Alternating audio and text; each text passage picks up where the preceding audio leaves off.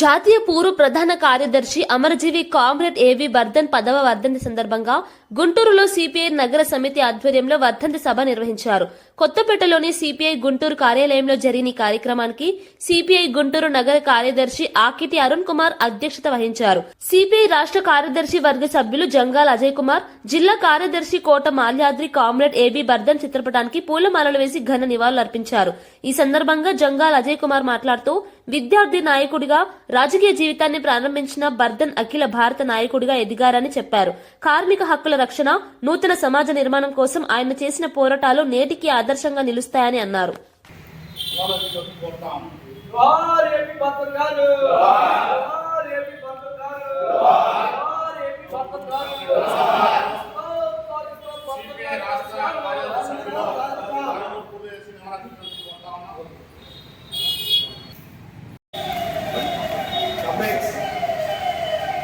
భారత communist party మాజీ జాతీయ ప్రధాన కార్యదర్శి, అలాగే ఏఐటియుసి జాతీయ అధ్యక్షులుగా కార్మిక వర్గం కోసం, అలాగే భారతదేశంలో కమ్యూనిస్ట్ పార్టీ ఉద్యమాన్ని బలోపేతానికి మతోన్మాద శక్తుల్ని ఎదుర్కొనే ఒక సంఘటిత శక్తిగా తయారు చేసిన ఏబి వర్ధన్ గారి వర్ధంతి సభలో పాల్గొన్న మీ అందరికీ ధన్యవాదాలు తెలియజేస్తూ, ఆయన చూపిన దారిలో మన కార్మిక వర్గం, అలాగే పార్టీ కార్మికులు, కార్యకర్తలు అందరూ ఆయన చూపిన దారిలో నడవాలని మీ అందరికీ తెలియజేస్తూ, ఈ కార్యక్రమంలో పాల్గొన్న మీ అందరికీ నగర సమితి నుంచి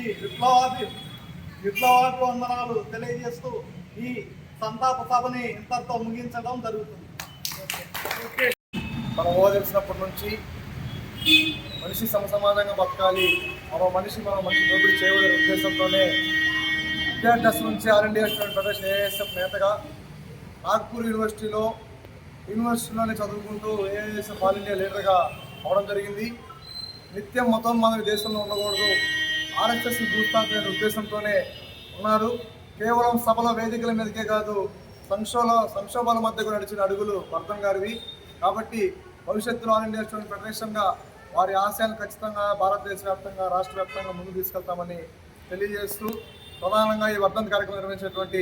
సిపిఐ నగర సమితికి ప్రత్యేక అభినందనలు తెలియజేస్తుంటూ సెలవు తీసుకుంటాం. భారత కమ్యూనిస్ట్ పార్టీ ముద్దుబిడ్డ ఏబి వర్ధన్ గారి 9వ వర్ధంతి సందర్భంగా సిపిఐ నగర సమితి ఆధ్వర్యంలో గుంటూరులో కార్యక్రమాన్ని నిర్వహించుకుంటా ఉన్నాం. వారి వర్ధంతి సందర్భంగా ఏదైతే 1924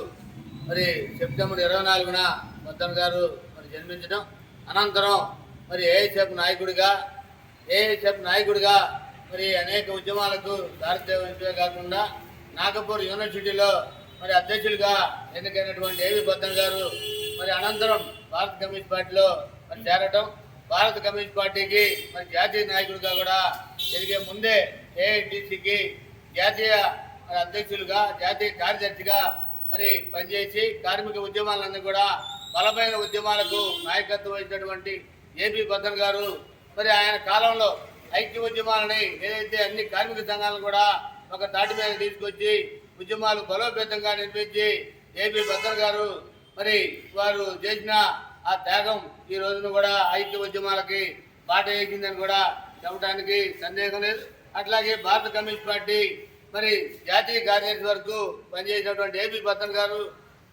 పోరాటం కొనసాగుతూనుంది. దాంట్లో జాతీయ కార్యదర్శిగా 1996 నుంచి 2012 వరకు కూడా జాతీయ కార్యదర్శిగా 4 పర్యాయాలు పనిచేయడమే కాకుండా ఆ కాలంలో కూడా అనేక ఉద్యమాలకు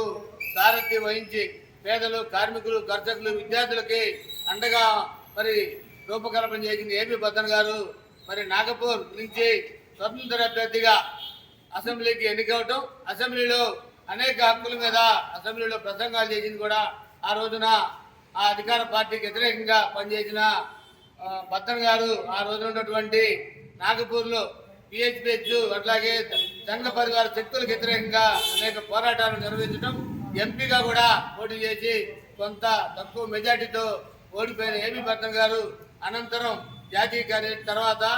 ఇంద్రజిత్ గుప్తా గారు అట్లాగే సోరవరం సుధాకర్ రెడ్డి గారు వాళ్ళంతా కూడా పనిచేయటం, అనంతరం ఆ పోరాటాలు పరంపర కొనసాగుతున్న ఈ పరిస్థితులు ఆయన లేని లోటు తీర్చలేనిది. రాబోయే కాలంలో ఆయన చూపిన బాటలో పయనిస్తామని ఈ రోజు ఉన్నటువంటి కేంద్ర ప్రభుత్వం మోడీ గారు మరి ఏదైతే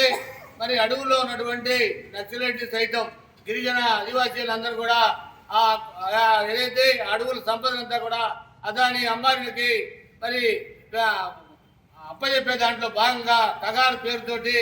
ఏదైతే దాడి చేస్తా ఉన్నాడు ఆ దాడి కూడా సరైనది కాదని ఆ దాడిని ఎదుర్కోవడానికి మరి బద్దన్ గారు చూపిన బాటలో బలమైన మరి పార్టీగా మనం మరి రూపాంతరం చెందితే తప్ప ఈ రోజున్న పరిస్థితులు మరి అక్కడ ఏదైతే దాడులు చేస్తా ఉన్నారో రాబోయే కాలంలో ఆ దాడులకు వ్యతిరేకంగా కార్మిక కర్షక విద్యార్థి యువజనులకు అండగా పేద ప్రజలకు అండగా భారత కమ్యూనిస్ట్ పార్టీని ముందుకు తీసుకెళ్లే దాంట్లో మనం ఈ బద్దన్ గారి 9వ వర్ధంతి సందర్భంగా మనందరం కూడా పదిని పోనాల్సిన అవసరం ఉందని ఈ కార్యక్రమంలో పాల్గొన్న అందరూ కూడా సిపిఐ జిల్లా సమితి తరఫున ధన్యవాదాలు తెలియజేస్తూ ముగిస్తా ఉన్నాను.